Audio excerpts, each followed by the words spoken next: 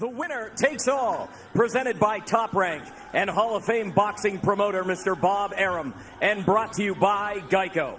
Our judges at ringside, Tim Cheatham, Julie Letterman, and Steve Weisfeld. And the man in charge at the sound of the bell, Mr. Russell Mora. And now, to the millions watching around the world on ESPN and ESPN+. This is boxing. This is Top Rank, and this is the main event. Scheduled for 12 rounds, the one, the only, the undisputed lightweight championship of the world. Introducing first, out of the blue corner, with head trainer Teofimo Lopez Sr. He weighed in at 135 pounds. Wearing gray graphite and gold trunks. He brings a perfect record, 15 wins, no losses, 12 of those victories coming by way of knockout. He is a 2016 Olympian, making his first world title defense. He is the reigning IBF lightweight champion of the world from Brooklyn, New York, the Takeover, Teofimo Lopez.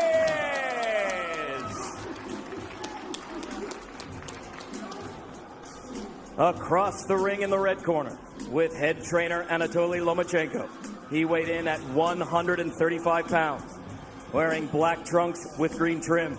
He brings a record of 14 wins with only one defeat, 10 victories coming by way of knockout. He is a two-time Olympic gold medalist, a former featherweight world champion, a former junior lightweight world champion, making his fourth lightweight world title defense, considered by many as the pound-for-pound king.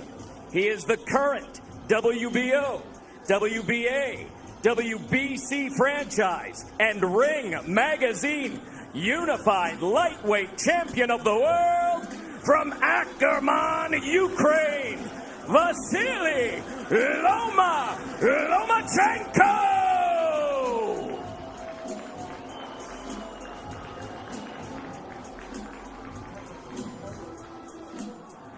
A fanless atmosphere for titans like this. Centering, gentlemen. Mouthpiece. Mouthpiece. Okay, right. Trunks here are good. Look. Anything below the navel is a foul. Trunks here are good. Anything below this point is a foul. Anything below the belly button. We went over the rules in the dressing room. I want to remind you, protect yourself at all times. Obey my commands. God bless you both. Touch up. Boxing history has taught us that there is nothing light about the lightweight division. These 135-pound titles, they're like stone slabs chiseled with legendary names. Roberto Duran, Julio Cesar Chavez, Pernell Whitaker. Now we go one step further. For the first time, it's four belts. It's undisputed lightweight supremacy.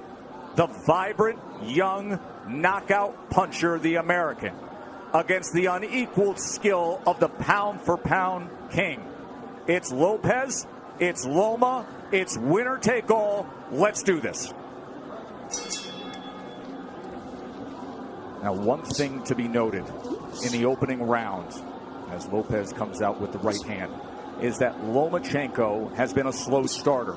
He lands half of what he lands in rounds 2 through 12. He throws 20 fewer punches than the lightweight average in the first round.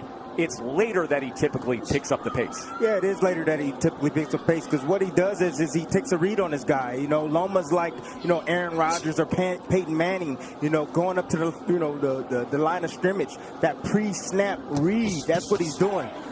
Just want to get a look at his opponents before he executes.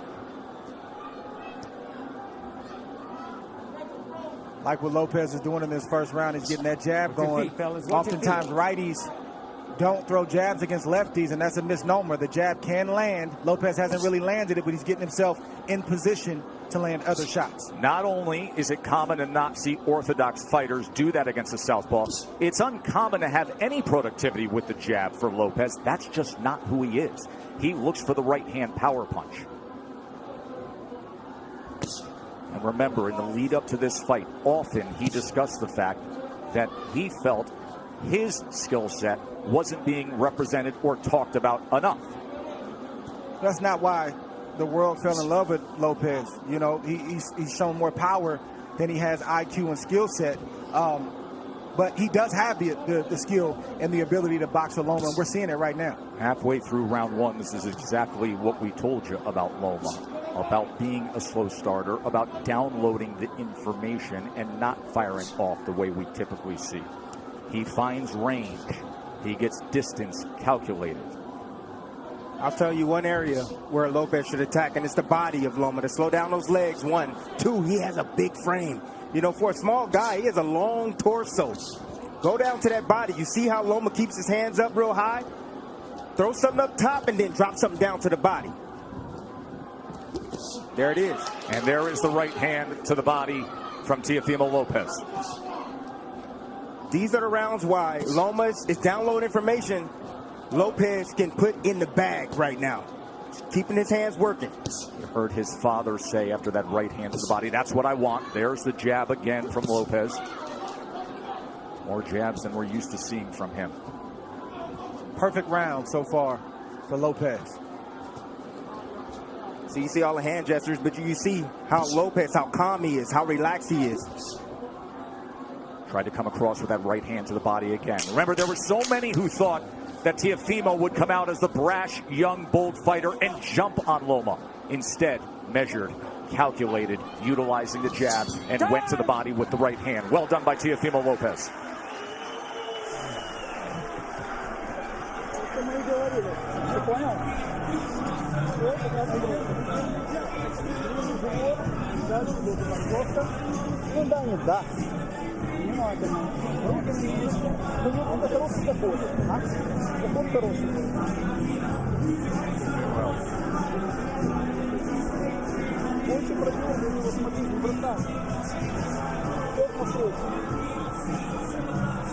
You want?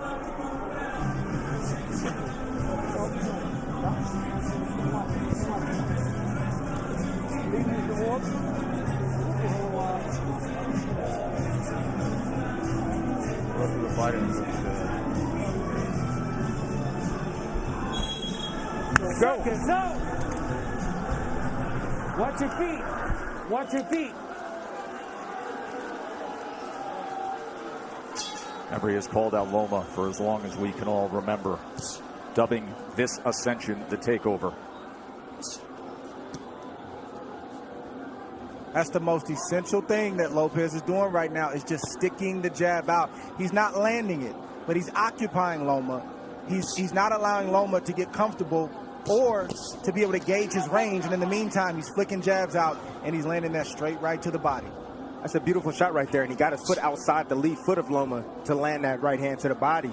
But what I like about what Lopez is doing is he is shooting a jab, but he's staying inside to land his jab. We don't talk about this often, but if you move to your right, you're able to find the angle with your jab a lot easier than moving left. Goes to the body again, and then a right hand comes in from Teofimo Lopez. Yeah, you see that power, and you see Loma respecting that power. He felt it already. So the body work continued, and then all of a sudden Lopez goes up top with a right hand. We're already starting to see redness on a rib cage on the left side of Loma. Yes. He's going to touch to the body.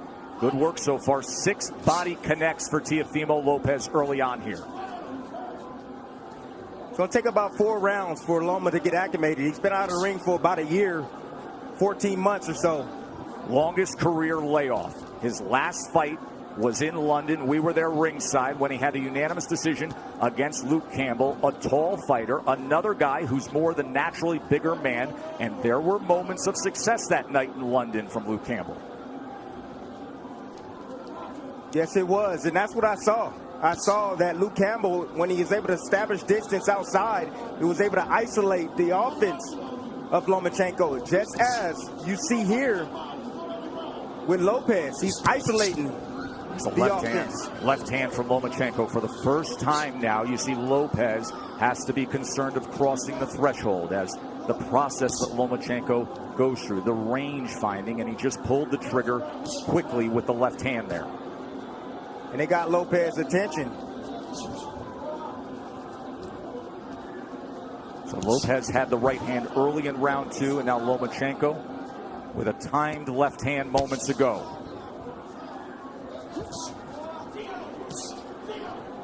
It's a high level of skill. Yes, it is. From both fighters on display right now. And you may say, well, how is that possible for Lomachenko? It's because you got to watch the indirect attacks, the feints of foot, the feints of hands, and all of the positioning that he's doing before he even lets a shot go. He makes you work even if he's not throwing punches. He's so angular, all the movement. Ooh. It can be exhausting. Good exchange, got to him.